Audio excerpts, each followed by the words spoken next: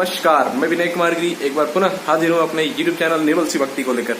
इस बार हमारी चर्चा का विषय है कार्तिकेय और तारकासुर के बीच हुआ युद्ध। जिस युद्ध में तारकासुर की मृत्यु हुई, इन्हीं बातों पर हम चर्चा करेंगे। लेकिन जो लोग चैनल पर पहले नए हैं, हमारे चैनल को सब्सक्राइब कर लें, बेल आइकन को प्रेस कर दें। आइए शुरू करते हैं।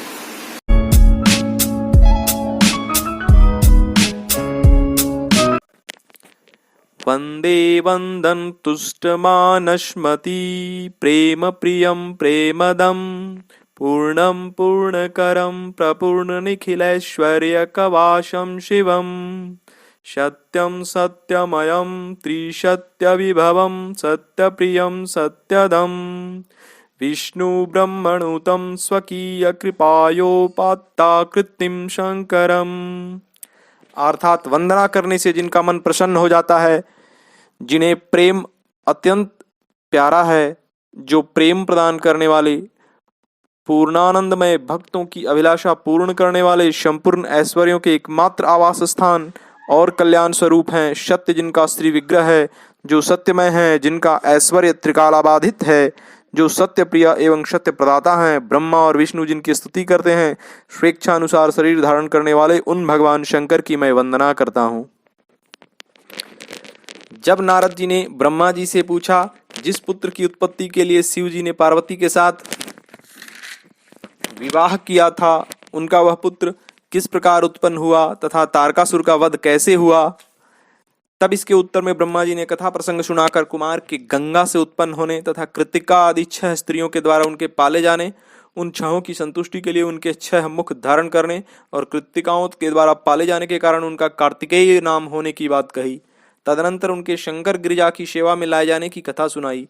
भगवान शंकर ने कुमार को गोद में बैठाकर अत्यंत स्नेह किया। देवताओं ने उन्हें नाना प्रकार के पदार्थ, विद्याएं, शक्ति और अस्त्र शस्त्र आदि प्रदान किए।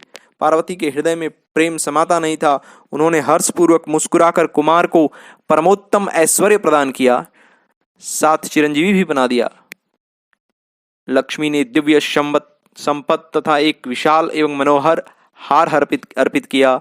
सावित्री ने प्रसन्न होकर सारी सिद्ध विद्याएं प्रदान की। इस प्रकार वहां महोत्सव मनाया गया। सभी के मन प्रसन्न थे। विशेषतः शिव और पार्वती के आनंद का पार नहीं था।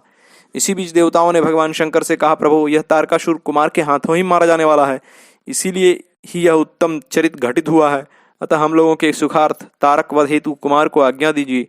हम लोग आज ही अस्त्र शस्त्र से सुसज्जित होकर तारक को मारने के लिए रण यात्रा करेंगे। यह सुनकर महादेव ने उनकी प्रार्थना स्वीकार कर अपने पुत्र कुमार को देवताओं को सौंप दिया। फिर तो शिव जी की आज्ञा मिल जाने पर ब्रह्मा, विष्णु आदि सभी देवता एकत्र होकर कुमार कार्तिकेय को आगे करके तुरंत ही उस पर्वत से चल दिए। उधर महाबली तारक ने जब देवताओं के इस युद्ध प्रयास को सुना, तब वह भी एक विशाल सेना के साथ देवों से युद्ध करने के लिए तत्काल ही चल पड़ा। उसकी उस विशाल सेना को आती देख देवताओं को बड़ा विस्मय हुआ। उसी समय भगवान भोलेनाथ की प्रेरणा से आकाशवाणी हुई, देवगण, तुम लोग जो कुमार के अधिनायकत्व में युद्ध करने के लिए उद्यत हुए हो, इससे तुम संग्राम में दैत्यों को जीत कर विजयी होगे। उस आकाशवाणी को सुनकर सभी देवताओं का उत्साह बढ़ गया। उनका भय जाता रहा और वे विरोचित गर्जना करने लगे। उनकी युद्ध कामना बलवती हो उठी और वे शब के शब कुमार को अग्रणी बनाकर आगे बढ़ने लगे। उधर तारक भी बहुत बड़ी सेना के साथ शीघ्र वहां आ धमका। उस असुर के आगमन काल में प्रलय कालीन मेघों के समान गर्जना करने वाली रणभेरियां तथा कर्कश शब्द करने वाले रणवाद्य बज रहे थे। उस समय तारकासुर के साथ आने वाले दैत्य ताल ठोंकते हुए गर्जना कर रहे थे। उनके पदाघात से पृथ्वी कांप उठती थी। उस भयंकर कोलाहल को सुनकर भी सभी देवता निर्भय ही बने रहे। वे एक साथ मिलकर तारकासुर से लोहा लेने के लिए डटकर खड़े हो गए। उस समय देवराज इंद्र कुमार को गजराज पर बैठाकर सबसे आगे खड़े हुए। वे लोकपालों से घिरे हुए और उनके साथ देवताओं की महती सेना थी।